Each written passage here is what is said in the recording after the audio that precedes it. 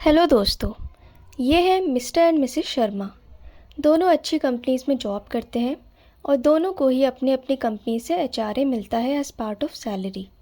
लेकिन क्योंकि दोनों हस्बैंड वाइफ हैं और एक ही घर में रहते हैं रेंट पर, तो कंफ्यूज है कि एचआरए की एग्जेम्पशन दोनों ले सकते हैं क्या, या कोई एक ही ले सकता है।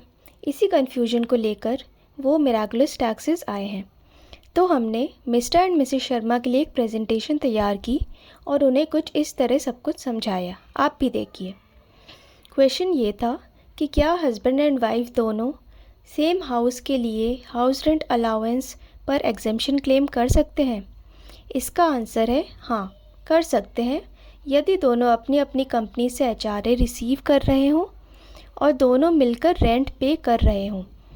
मतलब कि टोटल रेंट में से कुछ रेंट वाइफ पे कर रही हो और कुछ rent husband. HRA exemption claim करने का ऑप्शन जब हस्बैंड एंड वाइफ दोनों के पास होता है, तब दोनों मिलकर एक अच्छी टैक्स प्लानिंग कर सकते हैं और टैक्स बचा सकते हैं।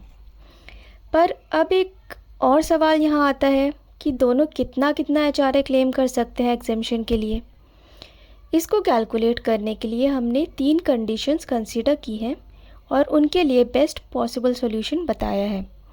फर्स्ट कंडीशन, यदि हस्बैंड वाइफ दोनों सेम टैक्स स्लैब में कवर होते हैं तो दोनों को 50-50% रेंट पे करना चाहिए और जितना भी रेंट पे किया है उसके अकॉर्डिंग एचआरए एग्जेम्पशन क्लेम करना चाहिए।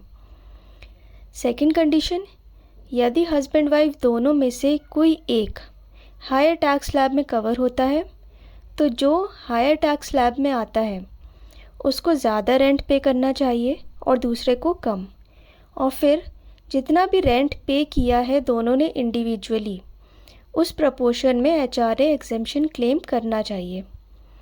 और थर्ड कंडीशन है, ये मोस्ट इम्पॉर्टेंट कंडीशन है, हस्बैंड वाइफ दोनों को ये ध्यान रखना है कि दोनों ने मिलकर जितना भी एचआरए एग्जेम्पशन क्लेम किया है वो टोटल रेंट से ज़्यादा नहीं होना चाहिए। इसके बाद आते हैं एक ऐसे पॉइंट पर जिसका ध्यान रखना होगा हस्बैंड एंड वाइफ को एचआरए एग्जेम्पशन क्लेम करने के लिए। हस्बैंड वाइफ दोनों अलग अलग रेंट पे कर दे लैंडलॉर्ड को और उसकी रिसीट्स ले लें, या फिर दोनों में से कोई भी एक पार्टनर फुल रेंट पे कर दे लैंडलॉर्ड को और जो दूसरा पार्टनर है वो अपने स्पाउस को अपना शेयर ट्रांसफ़र कर दे। लेकिन ध्यान ये रखना है कि वो ट्रांसफ़र कैश में नहीं होना है।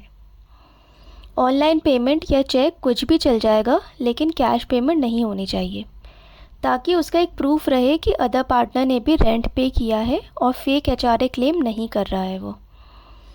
ये प्रेजेंटेशन देखने के बाद मिस्टर एंड मिसेस शर्मा को तो क्लियर हो गया कि एचआरए एग्जेम्पशन वो दोनों ले सकते हैं और उसके लिए क्या कंडीशंस फॉलो करनी होंगी।